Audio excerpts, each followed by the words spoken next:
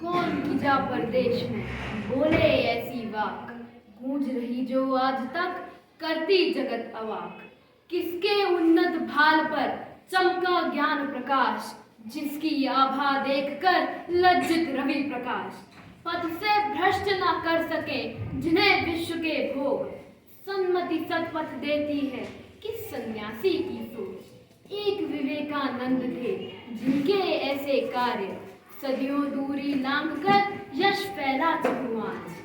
सभागार में उपस्थित सभी को मैं आरोही पंत डीएवी स्कूल हल्द्वानी से यथायोग्य अभिवादन करती हूँ। मंचासीन सभी विद्वजनों को मैं नमन करती हूँ, प्रणाम करती हूँ।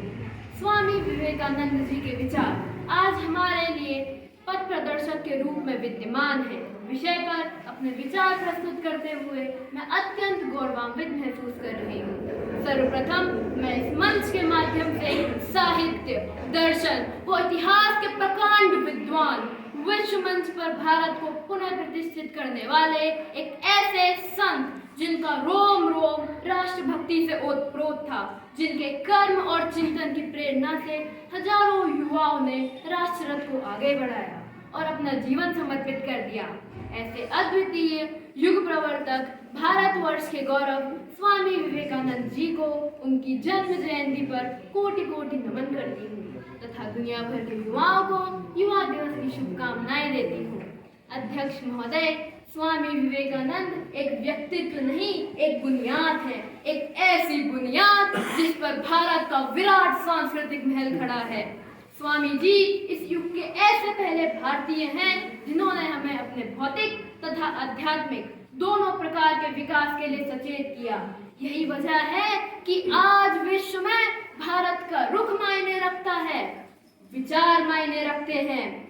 हमारी आर्थिक प्रगति में 21वीं सदी में देश के महाशक्ति बन जाने के सारे कारण मौजूद हैं। सभा में उपस्थित सभी प्रबुद्धगण यह जानते हैं और मानते हैं कि शिक्षा ही विकास की वाहिका है। समाज में जितने भी बड़े परिवर्तन हुए हैं उनमें शिक्षा की अहम भूमिका रही है।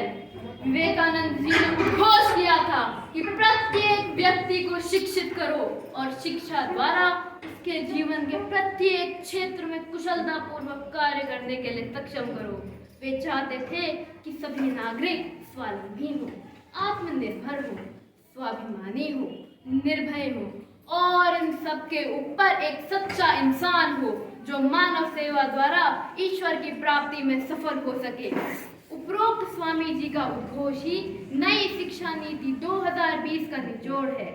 आत्मनिर्भर भारत की ओर कदम है जो राष्ट्र निर्माण में महायज्ञ की भूमिका निभा सकता है। जब स्वामी जी का आविर्भाव हुआ उस समय देश गुलामी की जंजीरों से जकड़ा था, परंतु उनकी आत्मा, वाणी और कार्य स्वतंत्र थे। उन्होंने उस दौर में किसी भी तरह की आत्महीनता के बजाय भारत के हिंदू चिंतन को एक दिग्विजयी प्रतिष्ठा दिलाई, जिससे आज हमें प्रेरणा लेनी चाहिए।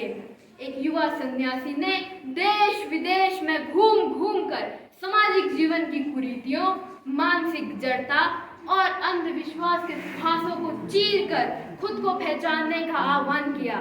अध्यक्ष महोदय, युवा शक्ति एक ऐसी शक्ति है जो वायु के भांति चारों दिशाओं में गतिशील रहती है तथा इसे रोक पाना असंभव है।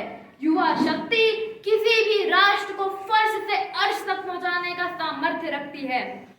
परंतु बड़े खेद की बात है कि विवेकानंद जैसे पथ प्रदर्शक के देश में युवा दिग्भ्रमित है, स्वस्थ नहीं है, वह नशे से खेल रहा है, वह अनीति से ही सही सब कुछ हासिल करना चाहता है, वह रचनात्मकता, संस्कृति और नैतिकता से विमुख होता जा रहा है।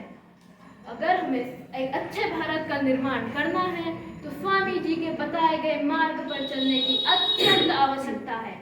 हमें स्वयं को इस कसौटी पर जांचने की आवश्यकता है कि क्या हम अनीति से लड़ सकते हैं, दुर्गुणों से दूर रह सकते हैं, खुलेआम होने वाले अपराधों को रोक सकते हैं। क्या हमें स्वामी जी की तरह माँ भारती से प्यार है? क्या हमें राष्ट्र के लिए बलिदान देने की आस्था है? यदि हाँ तो हम काल की चाल बदल सकते हैं। फ्रांसीसी दार्शनिक रोमियो रोला ने बिल्कुल सही कहा था कि स्वामी जी फ्रांसीसी दार्शनिक रोमियो रोला ने बिल्कुल सही कहा था कि स्वामी जी के द्वितीय होने की कल्पना करना भी असंभव है। वे जहाँ भी रहे सर्वप्रथम रहे। उनमें हर कोई अपने नेता का दिग्दर्शन करता था। मैं अंत में इतना ही कहना चाहूंगी कि अगर हमें सफल होना है, प्रगति करनी है, तो हम आप सभी को स्वामी जी के बताए गए आदर्शों का पूर्ण रूपेण अनुसरण करना होगा। हमें वे एक संत ही नहीं, सच्चे देश प्रेमी और मानव प्रेमी थे। वे चाहते थे कि नए भारत का निर्माण मोची की दुकान से कारखानों के भारत से, हाट से, जंगलों से, खेतों से, नदियों से, पर्वतों से निकले। अध्यक्ष महोदय, हमारे देश की जिम्मेदारी नहीं है कि हमें आगे ले जाए, ये हमारी जिम्मेदारी है कि हम अपने देश को आगे ले जाएं, वतन को आगे ले जाएं, क्योंकि मेरा भारत महान था, महान है, महान रहेगा। मेरा भारत महान था, महान है, महान रहेगा। होगा हौसला सभी के दिलों का बुलंद, होगा हौसला सभी के दिलों का बुलंद, तो सारा जहां कहेगा जय हिंद, जय हिंद।